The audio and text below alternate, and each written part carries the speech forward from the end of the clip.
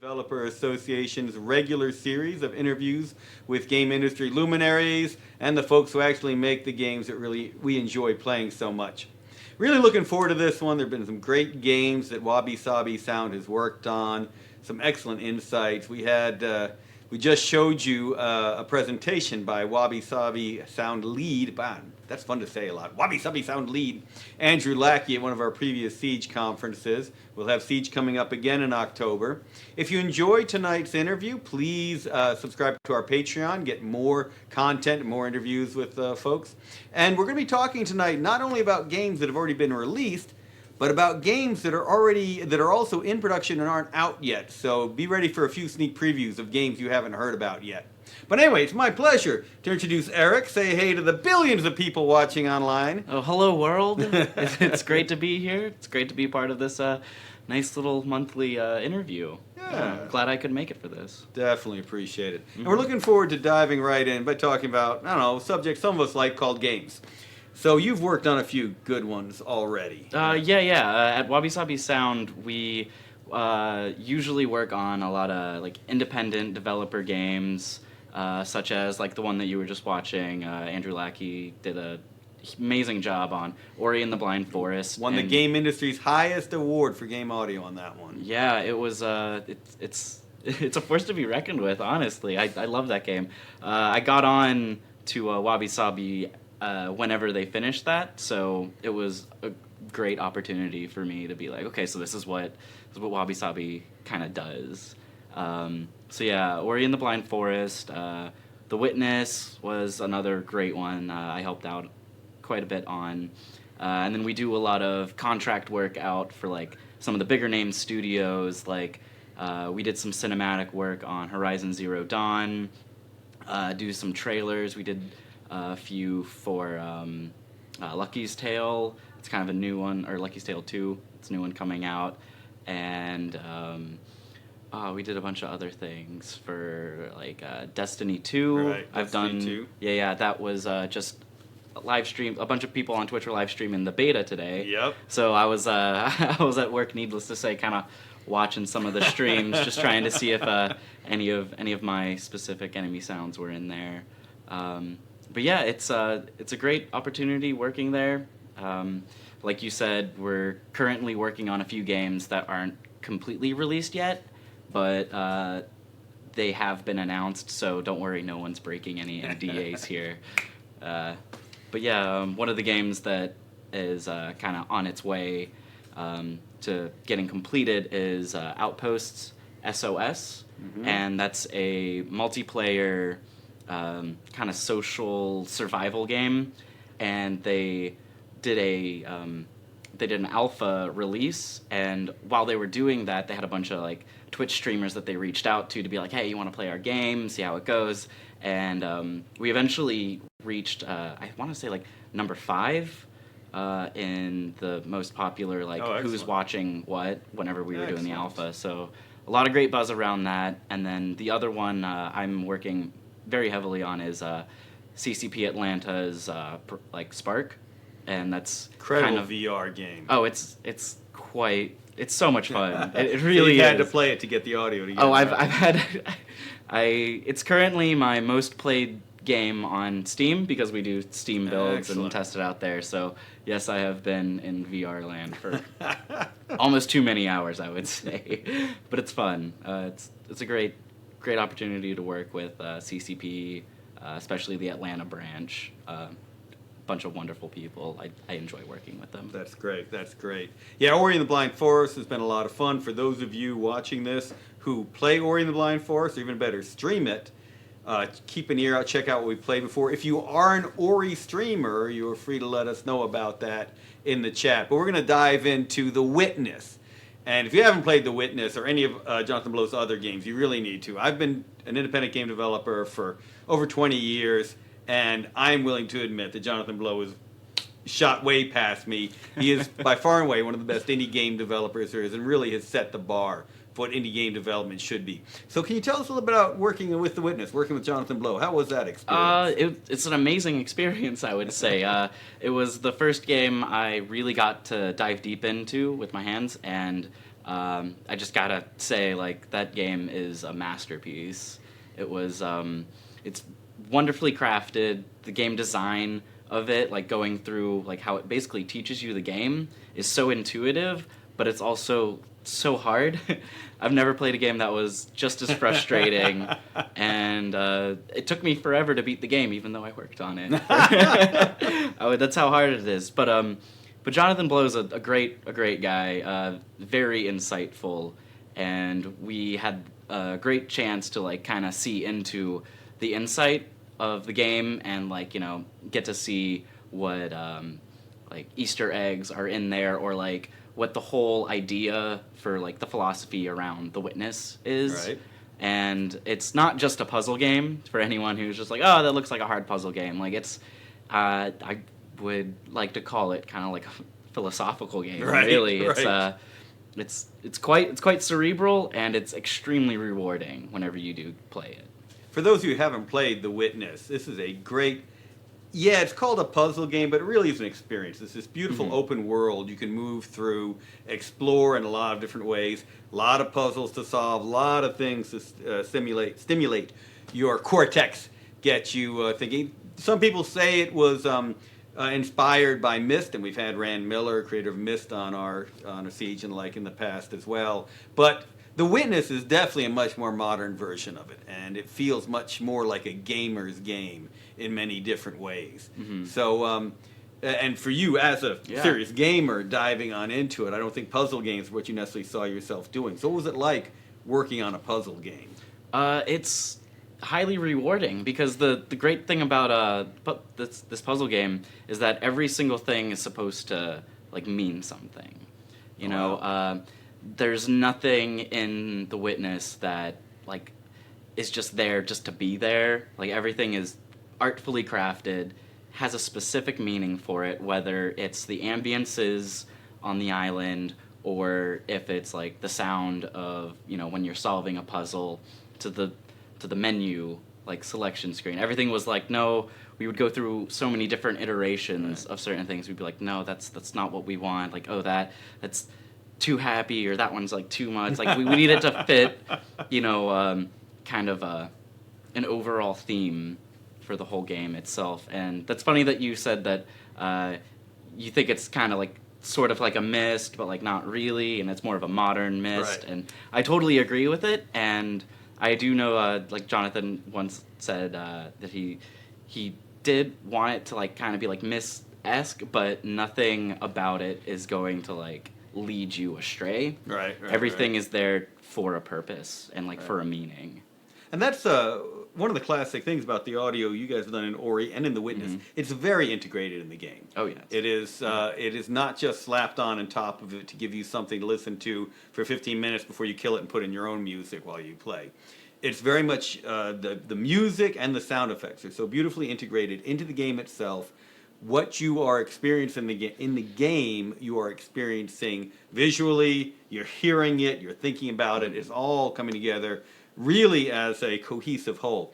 So when you're sitting down and starting to come up with the sounds that'll make this work, where do you start? Is it the interview with the game designer? Is it starting to play through what they have? Is it looking at the artwork they've come up with and maybe storyboards? Yeah, so there's a lot of different ways that you can go about it. Everyone has their own specific kind of like path that they lead to.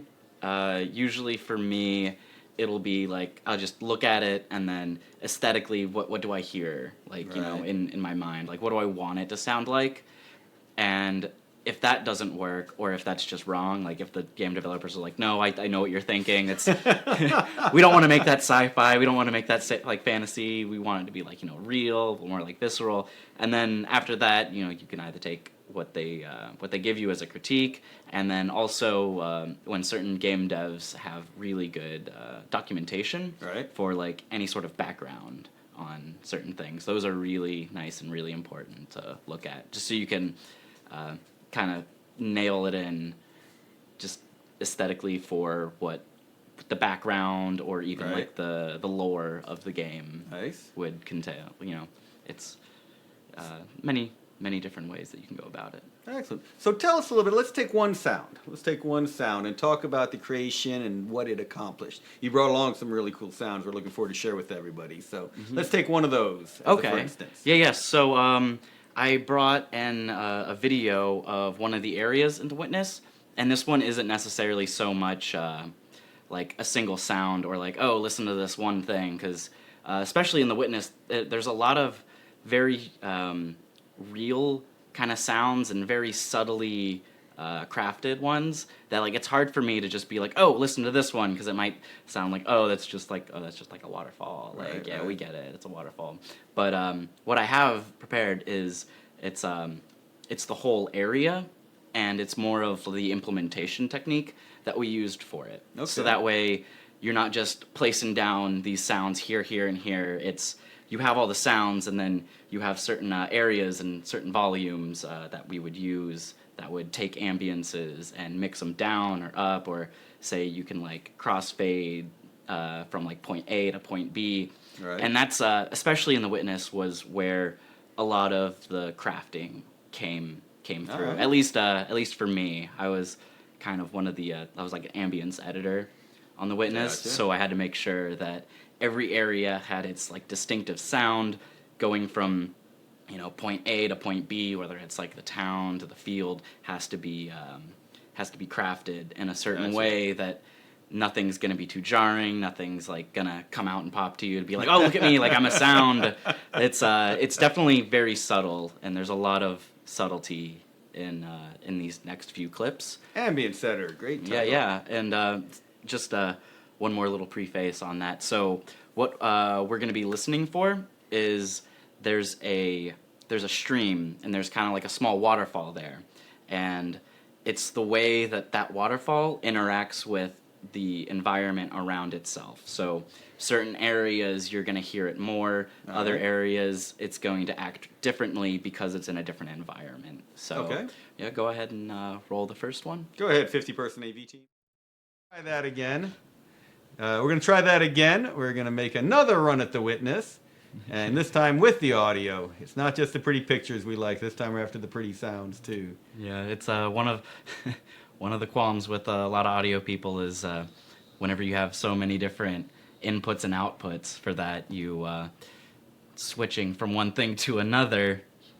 Right. Yeah, right. I see. It happens. It happens a lot. Well, we'll get the high sign from our AV team, our large and involved AV team, when they're ready. So let us know when you're ready, AV team.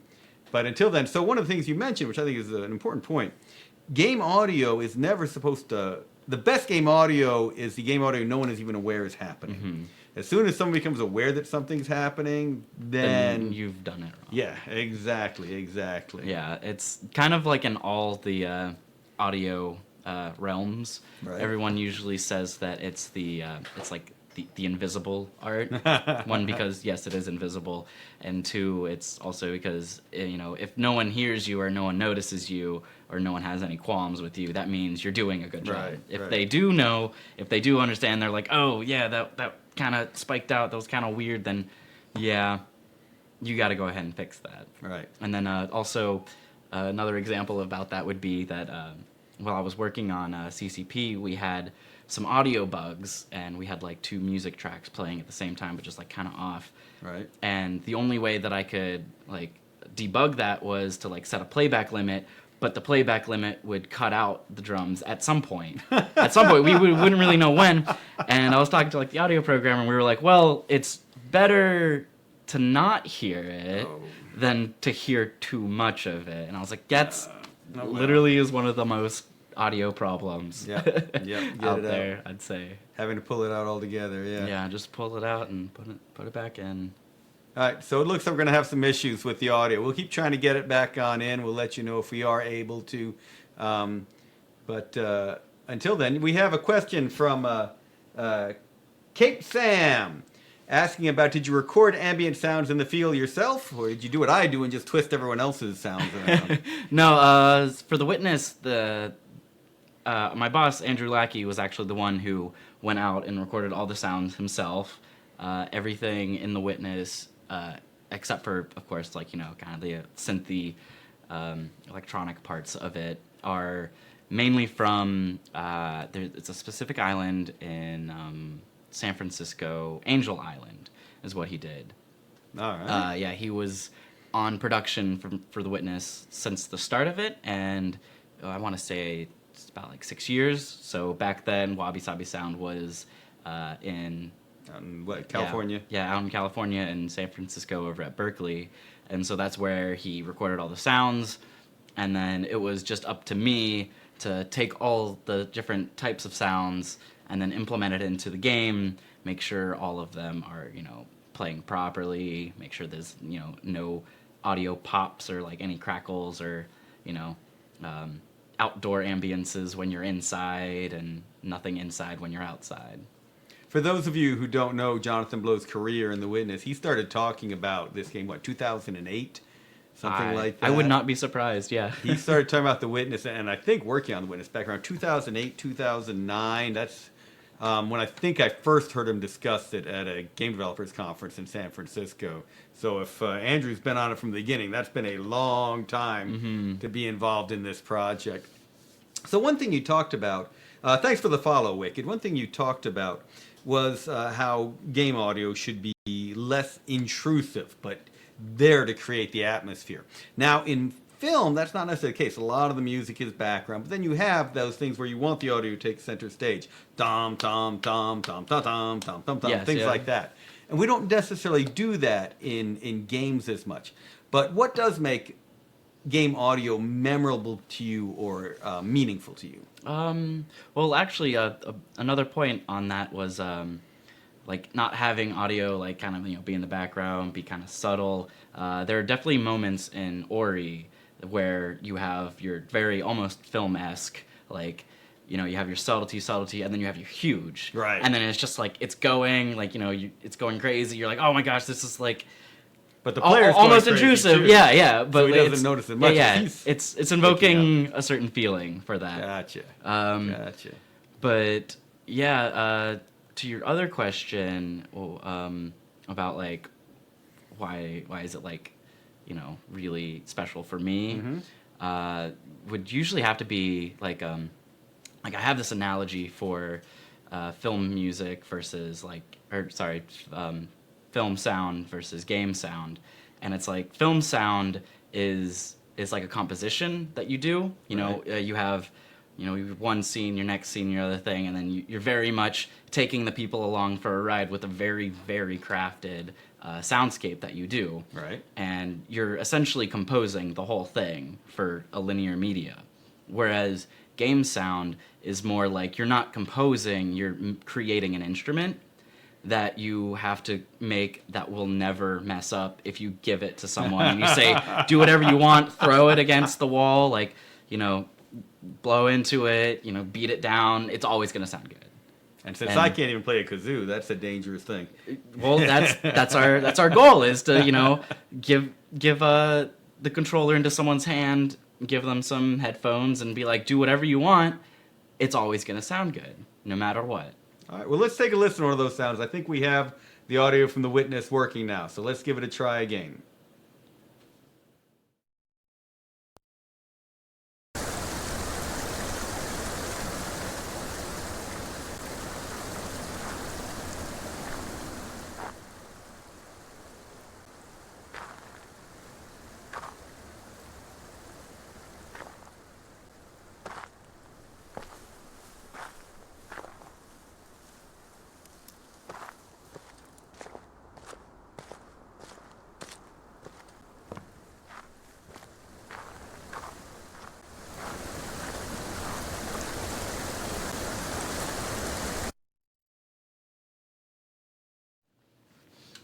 Okay, yes. So what we just saw was transitioning in between different areas in The Witness.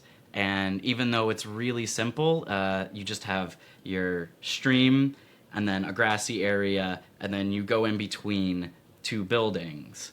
And what that is doing is you have a source emitter that's at the stream that's like I told the audience to try to listen for the waterfall. And it has a radius. So you have to have a large enough radius that it's going to go across all areas. That way it'll sound good at all areas. And the special thing about this area was that you have to take the ambience volumes, and you have to like duck down all sorts of outside volumes, because if you have a very loud waterfall and you go behind a building, it becomes occluded, so that has to go down. And of course, in video games, unless you develop an amazing script for find like pathfinding occlusion and like lowering the actual sound itself, you have to do it yourself. So the next video, I do believe, will probably be from a different perspective. So in the first one, you go about 10 steps into the town, and by the time you're going through that alleyway, it is almost gone, and then when you're in the town, it's completely gone. But on the other perspective, you take 20 steps out, and you can still hear it. So that's still it's one single emitter, and it goes throughout a whole area. We leave the field alone because nothing's occluding it, right. Nothing's going to be obstructing at all. But on the other side, you have all these structures, so you have to account for how the acoustics will work inside there. Excellent. Yes. Let's take a listen to the next bit of audio.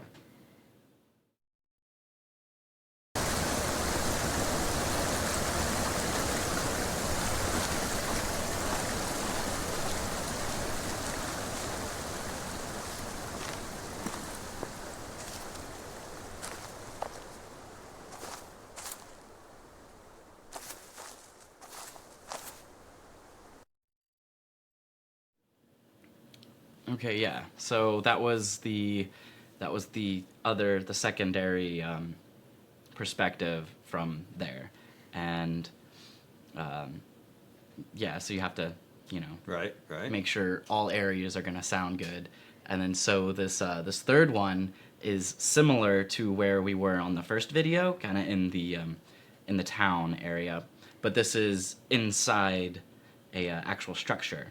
So we're going to go from the bell tower, where you can't hear it at all, you're in a very thick walled in area, and then going into a slightly interior but still open, and you start to hear it, and then you go towards a window, and then that's when you really start to hear it, almost like you can peek out and actually listen to the waterfall at full volume. All right, if we're ready, let's go ahead and see if that'll play.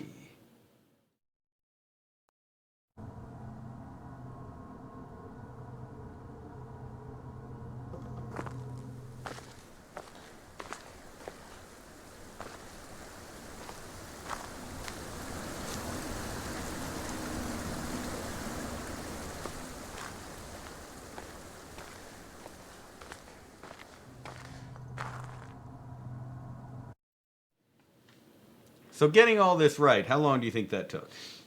So specifically the first video that we showed, going through that alleyway, that one area took me 9 hours to get correct.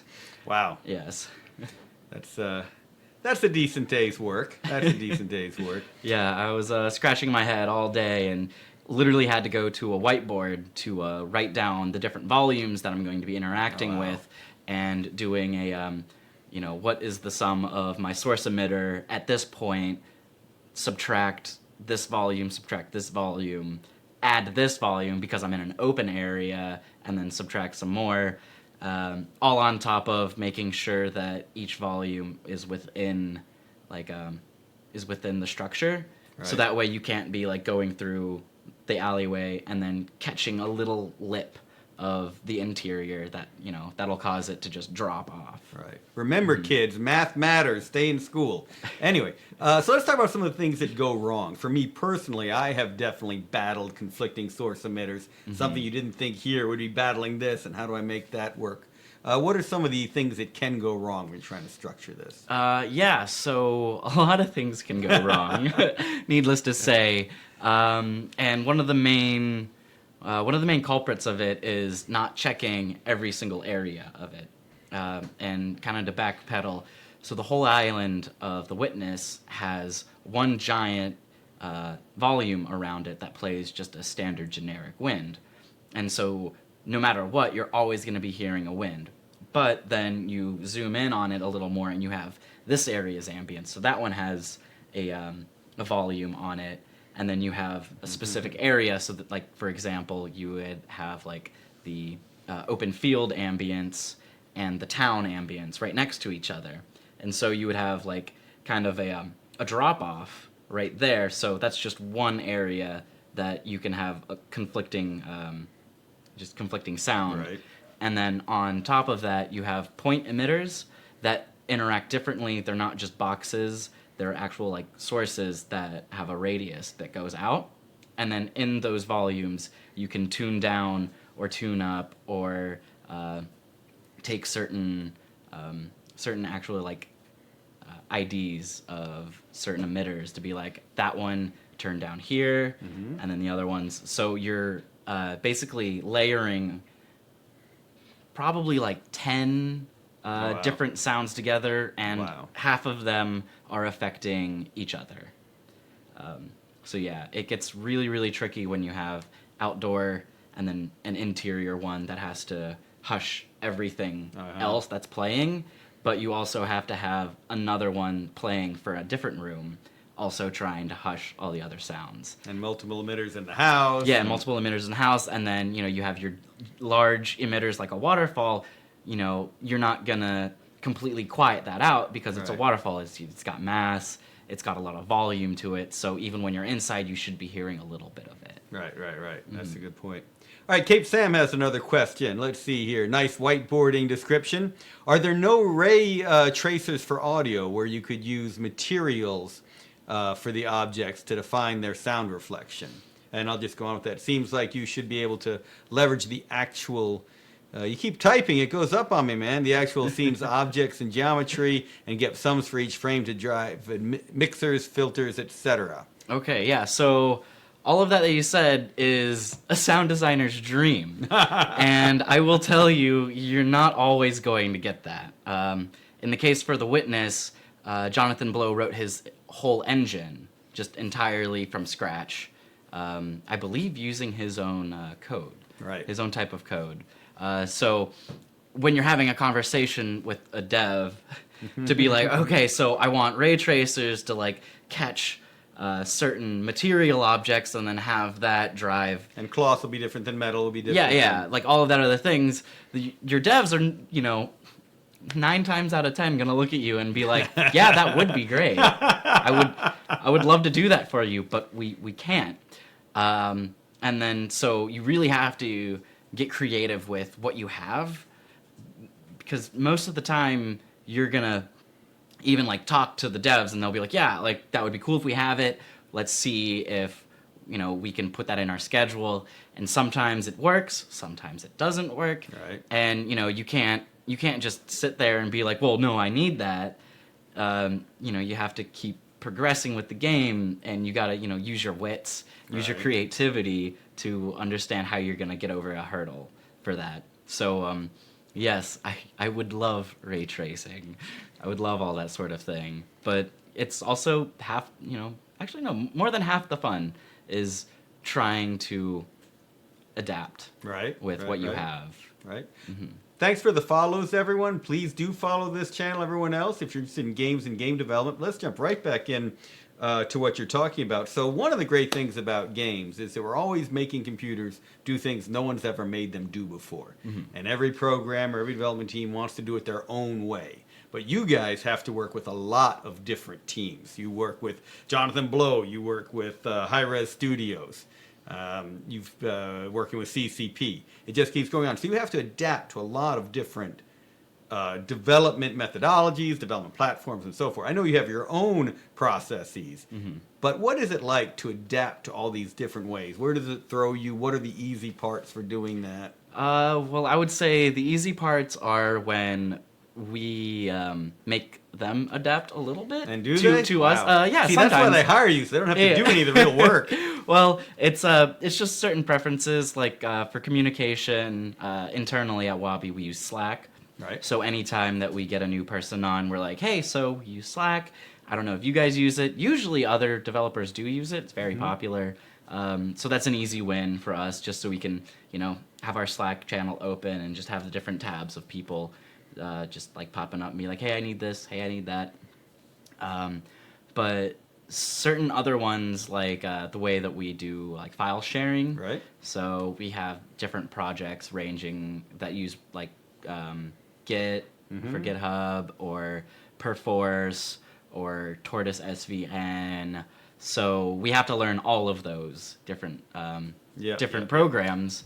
And I mean, I don't complain when we do have to, because it's kind of fun, and you can put that on your resume later and be like, yeah, I know all these things. I know Confluence, I know Jira, I know all sorts of multi-tracking tools, because game A worked on that, game B worked on this other thing, and I don't know, it's actually kind of fun. I enjoy it.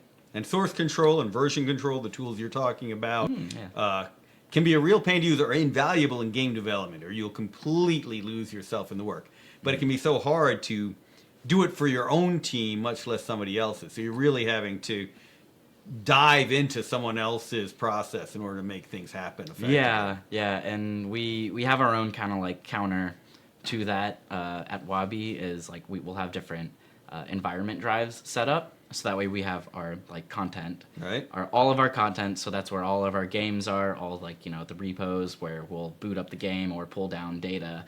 But we change out our environment for whatever game. So I'll have one environment with Perforce, Unreal, and then I have another environment with like GitHub and like Unity. And it's not a simple plug and play. You don't just unplug one and plug in the other.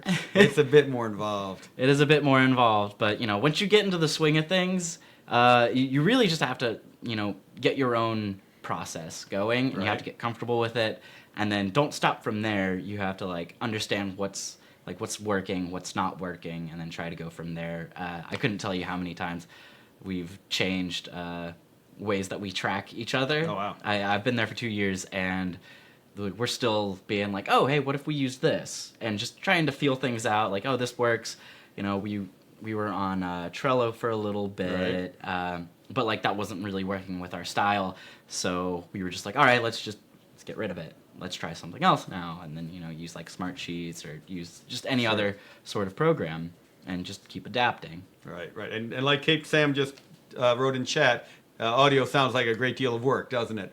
If you do have questions about anything we're talking about, we do go into some detailed game development conversations here. So if you're questioning things like GitHub, Perforce, Tortoise SVN, and so forth, don't be afraid to ask it. We're glad to slow down and explain. Otherwise, we're just going to keep on rolling. So let's go on to another game.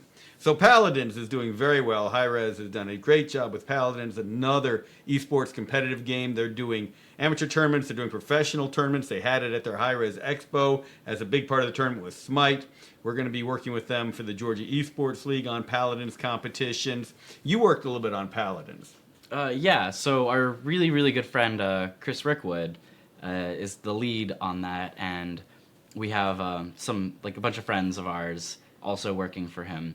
And I think, it was about last year, he reached out to us and was like, hey, we have some cycles, would you want to like help out on that? So, I was helping out with some UI.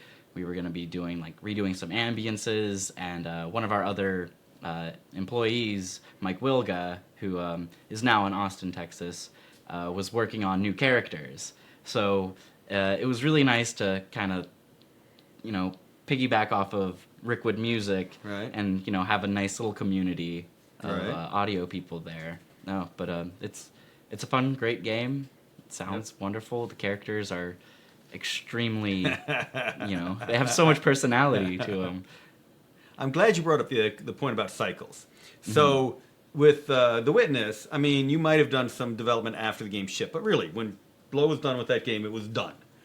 Whereas with Paladins, there are updates. They're weekly, right? They're pushing out weekly updates to this game. New characters. Every character's got to have new sounds. Every setting has to have new sounds. Often the sounds have to have new sounds. Yeah. It keeps building just like that. So I don't know how many of those you did, but what was the difference between being on a game where you knew you just worked towards the final product and another one where you knew you had to get something done so that next week you get something else done? crunch. So a lot of the times whenever you have a game that has like a specific release date, you know, the month before you're going to be crunching and you're going to be, you know, testing everything. I spent so many hours QAing or audio QAing The Witness, whereas when you have something like Paladins that's been out, you know, you can have, even if you find like certain bugs, you can be like, all right, well, yes, that is bad, but we'll get to it, and you know, we'll fix it in like the next build. And then it's also very, I mean, I don't want to say like it's relaxing, being like, oh, we have a new character, but it's really nice to be like, I don't have to, you know, develop a whole new system. I don't have to like, you know, crunch Everything into one thing before X amount of date. I have to get this one character done. Right. And it's definitely, it's a lot of fun, I would say. Something that's very casual that like you keep getting work for, and you keep as long as you keep delivering good work, they'll keep coming back to you. So any sort of cycles that you have, you're like, oh, well, I anticipate within this month I'm going to have 2 new characters. Next month I might have 3 new characters, and it's you know, it's a gift that keeps on giving, I say. Sure. Now, for every game developer, anyone who works on games, one of the major reasons we do it is we actually play through our work. So, like Destiny, you know what parts you did, and you know what you worked on. No matter what the game's about, you'll spend a little extra time in there because it's extra pleasant to be in something you did. Now, with something like Paladins, where it's something new happening on a regular basis, how much rewarding is that to go in, have a new character that you did the audio for, get to play that character, hopefully survive? Do you focus? I know one of the dirty secrets about the game dev industry is we don't have time to play even our own games. It's a horrible truth that we are working and not playing as much as we should. But how often do you actually get to go in and play the characters you've worked on, the settings you've worked on, and so on? Oh, here and there.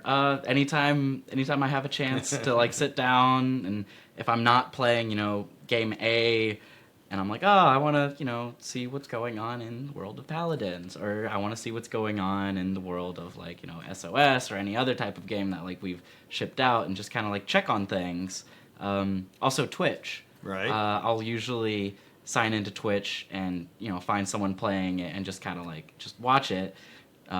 Because at least for me, if I'm playing a game, like it gets my mental stimulation going, and like then I'm up. But like sometimes I just want to like sit down and just view it. We'll get you watching Mixer for the Paladins players. At Wes Wilson and the others. We'll get you watching there. So let's keep talking about the process for creating in the cycle. So we talked about The Witness. You had time, the team sat down with Blow, you had time to work through his way of thinking, what he wanted in it. With Paladins, it's already created, so a lot of the structure is there. But by the same token, they're coming to you and saying, here's this character, here's the art for this character, this is the role that character is doing, now make the audio. What's the actual process of that? Is there a sit down with the character designer? Is there a sit down with the artist? A less informal sit down, I would say. You call them up and say, what the heck were you thinking? Yeah, it'd be like, you got this person with like a snake head, it's like that, like what's going on here? Oh my here? God, you've worked with Chuck. Well, so that's usually, it kind of goes back to what I said before about like, you know, your process on, you know, you have a thing that you have to put a sound on. You know, personally for me, it's, you know, what do I think that sounds like? Check it with the iterations, you know, each time you send it off to them. And yeah, I mean, any sort of lore, any sort of background is definitely like the way to start going. And then shuffle through your library, see what you got, and then just put the whole collage together. All right. So how often is it that kind of feedback from the designer? I want it to sound like pew pew, but not a Star Wars pew pew. More a so something yeah, else, pew, it pew. needs to sound more green, not yellow. Yeah. Yeah, you get those sometimes, and half the time you kind of understand what they mean. I don't know if it's like a synesthesia kind of thing, but some of the best game developers I've ever worked with do understand a little bit of audio. I mean, they don't have to be like, oh, that low pass is like too high, you know, you using using this type of filter too much. But they'll definitely be like, oh, it sounds like occluded, and like they'll throw out like a certain word and be like, well, it's not occluded. You mean and then you go No back and one you're like, else oh, could be dangerous. it's my low pass. Like I gotta like lift that up, or like it's too quiet, and then you kind of just have to have like a back and forth with them, and be like, so, I think it's this. Like, is that what you're trying to convey? And usually they'll be like, no, it's not that, or like, yes, that's that. Excellent. Yeah. I think one of our people in chat just summed it up. Sound design, professional collage building. Yes, no, it is. It really is. Because a lot of the times we'll use our own source material. So we'll go out and like record certain things. Sometimes we'll use recordings of things that we recorded like 5-10 years ago. And it's always really nice to go back to those sounds and be like, oh yeah, I remember this. It's almost like taking a snapshot and then cutting out the thing that you liked about it, and then taking something else and cutting that out and putting them together. Right. So yeah, I've actually used that analogy before. The collage building, excellent. Yeah. Yeah. So I actually enjoy doing audio myself, which is again enough to make me dangerous. But mine is taking existing audio that I've developed or that I own and mixing it together, manipulating it to make it sound completely different. Do you get to do the recording sessions as well for the Ambience? Are you mainly taking the audio from Lackey and the rest and doing Oh, yeah. Andrew is 100% down for any of us just to be like, hey, I have this toy, I have this weird thing, like I have like this bow and a saw, I'm gonna like strike it. And he's like, yeah, like totally, go for it. Any time that we'll have a specific character or something, we'll be like, hey, let's get those type of clothes, let's do some Foley passes, or like, hey, I'm going to North Carolina this weekend, can I take the recording gig, which is like, I actually did that this past weekend. I was at like a camp and was like, oh, let's record like these bells, let's record these ambies, record the crickets, the frogs, and then you come back and you're like, sometimes you don't have an actual application for it, right? But it's always good to keep it in your library, so that way on another day you can come back and be like, oh yeah, that one recording I did 3 months ago, that'll be perfect for this.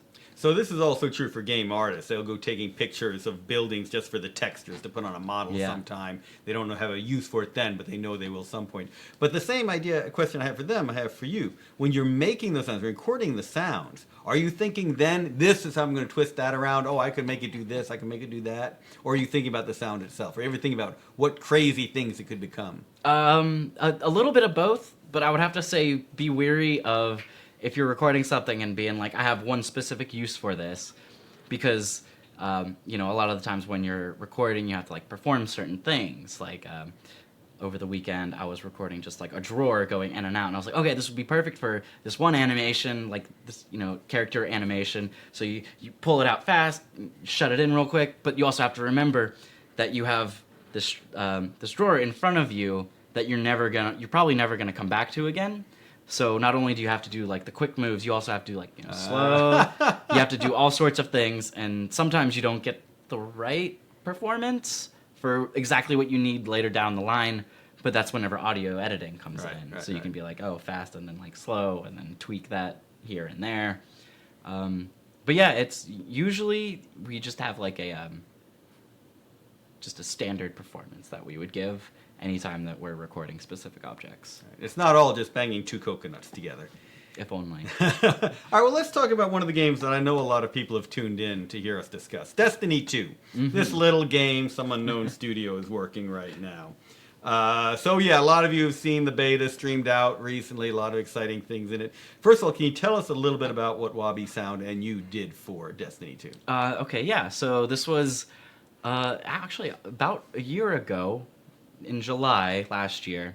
Bungie came to us and they were like, hey, we have a bunch of new enemies that we want you guys to design. So me and Andrew, we would just be like, okay, so like, I'll take this one, you take that one. I ended up getting the new War Beast. I think they still call it War Beast. No. I don't know, it's still early, so I'm just gonna call it that. It's basically the dog kind of monster that run at you in packs. And yeah, Andy was the one who mainly did like, the larger soldier types. Iron Guard. Ah, yes. We actually had them called Red Guard before. But I don't know, hey, I mean... There's a secret for y'all. Yeah, well, I don't think so. But yeah, names come and go, names change. I actually originally thought that we were designing for one of the DLCs, Oh, okay. and so a few months after we completed it, I was like, oh, cool, I'll check that out and see if my monster's in there. And I was like, oh, no, I don't see it. And then like kind of fell off. I didn't really think about it anymore. And then a bunch of people came up with the hype with Destiny 2, and then on its like very super cinematic like release trailer, I saw my monster, and I was like, oh, so that's what it made it into. Cool, it made it into Destiny 2. Okay, yeah, like certain things you never really know how like they're gonna unveil themselves later. Very on. glad to see it blow up even larger than you expected. Yeah, no, it's a huge honor actually. So let's talk about that, because it sounds like your team had a lot of creative control over the audio for them. They gave you some basic directions, and you guys went wild. Yeah. Especially because they're just your standard creature. They were like just make it sound like a creature. We kind of just they give it to us, and then we send what we like to them. Like we'll send our first pass, and then they'll be like, hey, yeah, that's good. After doing many iterations between Andy and myself, like I'll be like, hey, how about this? And he's like, no, like change that. It's not like guttural enough. Like maybe use some more like large cat sounds for this, since it's a large tooth-fanged creature. And then so I'll go back, I'll edit it the way I perceive it to be, and then we send it off to them. They give us a thumbs up, thumbs down, and then we go from there. Did you give him that feedback on the monsters he's creating? Did you tell him get a new voice actor for the Red Guard? I wish, but he's too he's too good. That was Bob Carter, so you can check out the VODs of our keynote address from Bob Carter on Saturday at SimFest. So Destiny 2, exciting. You're looking forward to playing it. I don't know if you had a chance to try out the beta yet. I haven't, but I just checked it out. So it's that's definitely looking exciting. I wanted to touch on one other game, one that's in the development, and then a number of folks had been asking about the skills and temperament and what's required basically to get into sound engineering, to game audio. So let's talk briefly about CCP Sparc. So we brought this up before. It's a VR game. Is it the first VR game you've worked on? Yes, actually, it is. First VR game I've worked on. Lots of challenges to overcome with. So let's hear about some of those, because the basics of game audio still apply to VR, but then everything's different. Yeah, so everything's much more, or you try to strive for more realism for it, because a lot of the times you're only going to be listening to it in headphones, and because you're not like just on a screen, just moving your mouse, going back and forth, you're actually moving your head. And so a lot of the times we want to do, the next level of all of that. And use of Ambisonics is one of the things I had to learn, which is a great Andrew's an expert tool. on that. Oh, are you? Oh, Andrew Lackey, the other Andrew. Oh. The real Andrew is an expert. Yeah, I thought you were. I was like, I was about to be incredibly no, impressed. No. But yeah, you have ambisonic stuff, spatialization, different like HRTF, different plugins to choose test A and B, and taking like an object and being like, okay, so it's behind my head. What's that supposed to sound like? Right. It's you have to listen for the extreme subtleties whenever you're doing that, because you want it to sound good for your peers, Right. and also create the best content that you can for a specific game. Right. But yeah, it's a lot of fun. Another thing that's a big challenge is choosing what to play and what not to play, because you're inside the world, and it's easy to get like, oh yeah, all these things are going off, but then when you get inside it, you're only hearing a specific radius like from your head, and you're like, oh, you're almost getting like overpowered by certain things. So coming up with different mix states, different certain game events that you want to like tweak in certain ways. But yeah, it's it's been a fun time. Excellent. And Sparc is a more physical game. I mean, it basically is tennis in the virtual reality with lasers blasting at you. Or what look like lasers, anyway.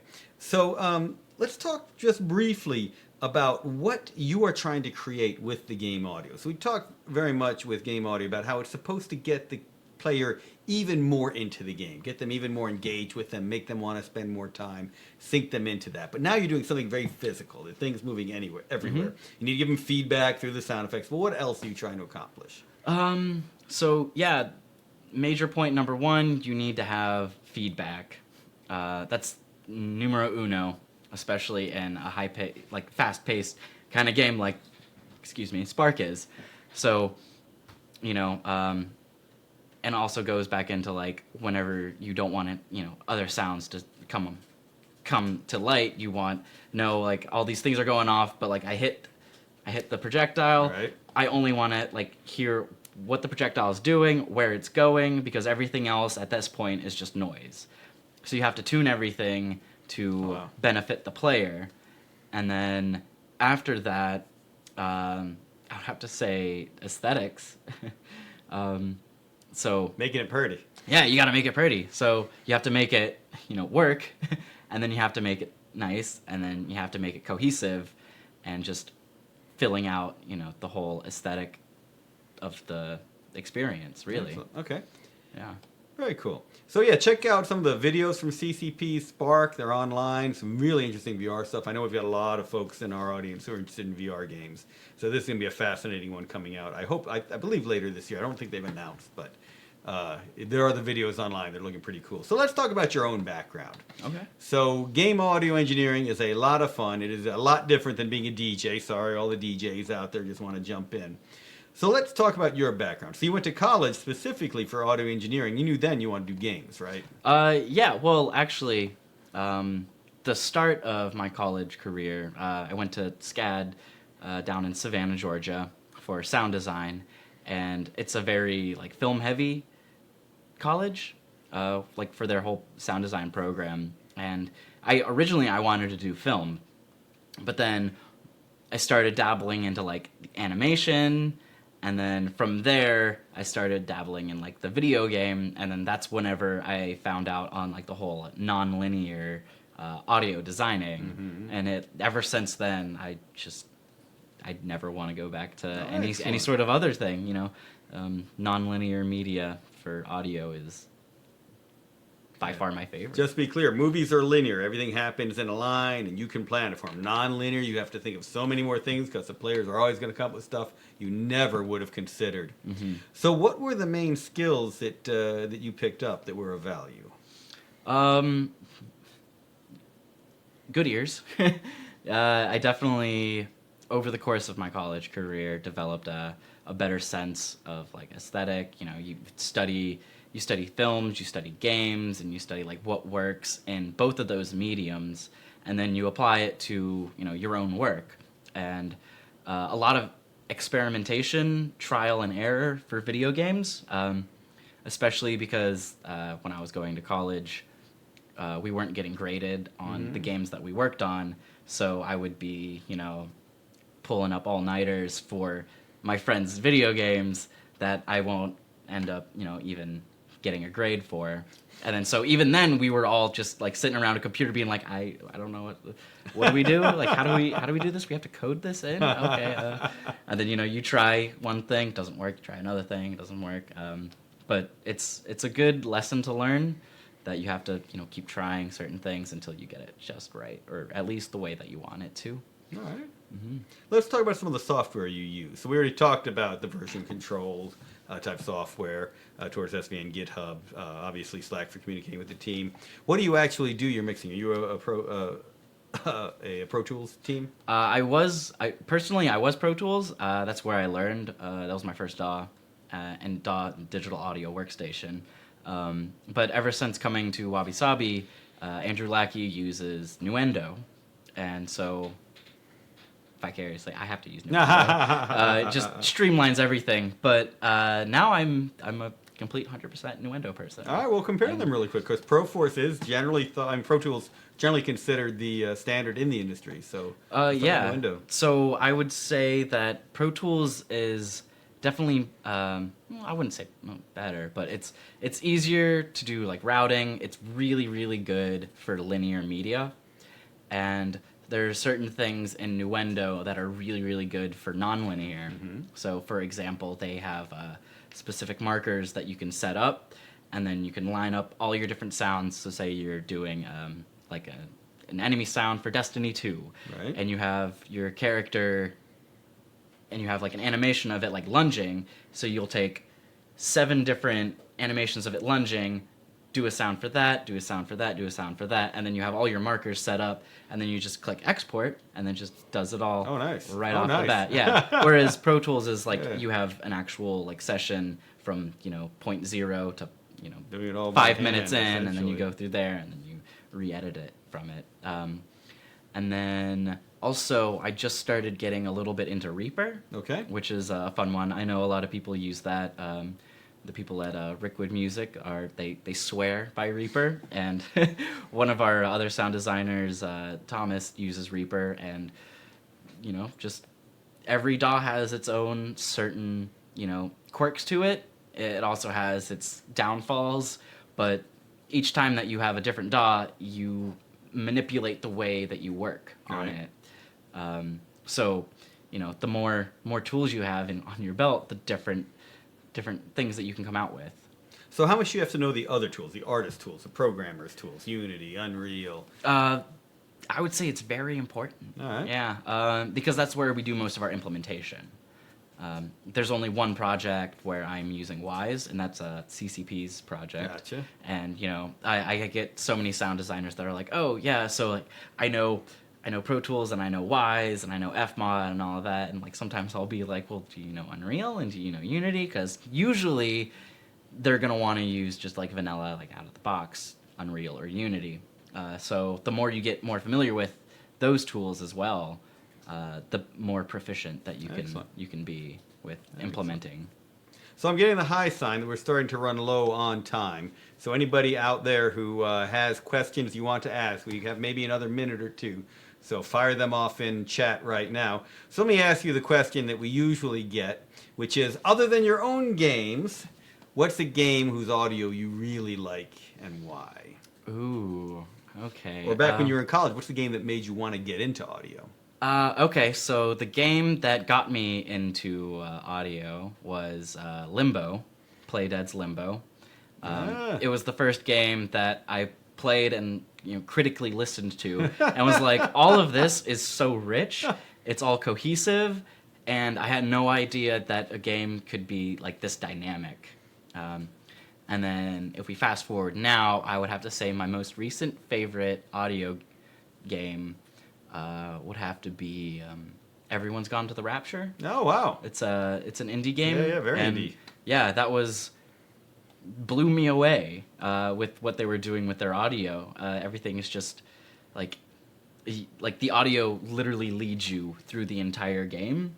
And as I was playing it, I was like, this is just what I wanted. Like wow. You have very pretty landscape, but like your main priority is to continue on a fairly non-linear path throughout the entire game, and audio does an amazing job. Excellent. Yeah, I have to listen to it a lot more closely on that. Oh yeah, it's great. You got to get it up on your speakers if you got any, crank it up, and just follow the sound. Excellent.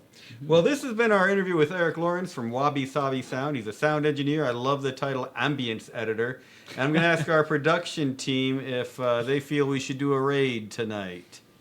Let me work on that. Okay, so I'll have to hold this. Give us a minute while we figure out if we want to raid anyone. If anyone has a suggestion for someone to raid, let us know. If Draw New is busy out there, Draw New is always a good one to raid. What should we do for tonight? Oh, definitely a Wabi raid. It's definitely got to be a Wabi raid, W-A-B-I raid if we find somebody out there. So raids and mixer, we just deluge someone else's channel with all of us going there and yelling, all right.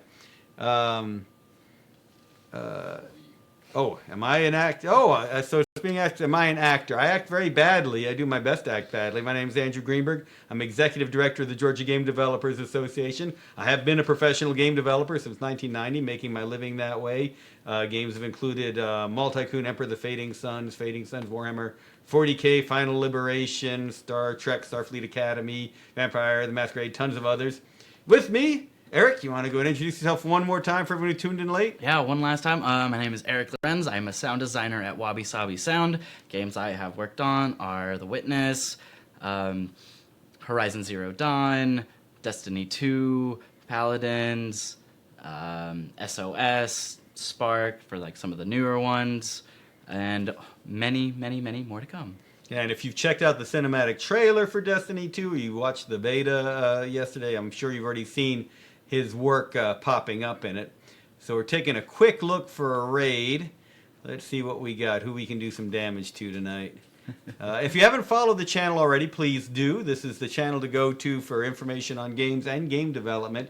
So we're definitely interested in your feedback, your thoughts, and your patronage. We have a Patreon that helps us bring more data. In fact, we're going to record a few more things with Eric that you'll only get to see if you're supporting the Patreon. The GGDA, Georgia Game Developers Association, is a nonprofit trade association for game developers. You can check out our website at ggda.org. You can follow our Twitter at ggda_org. We put on the Southern Interactive Entertainment and Game Expo, Siege, October 6th to 8th at siegecon.net is the website for that. Am I starting to run out of my social media links? Let's see. Yes, we're active on Facebook. Look for Georgia Game Developers Association group. Siege is active on LinkedIn. I hope you have your LinkedIn accounts ready. And let's see. Are we good for a raid on anyone yet? My computer is being very Okay. slow, but would you object to a cooking show? A cooking show. I love it. From audio to cooking. All right, we're going to go raid a cooking show.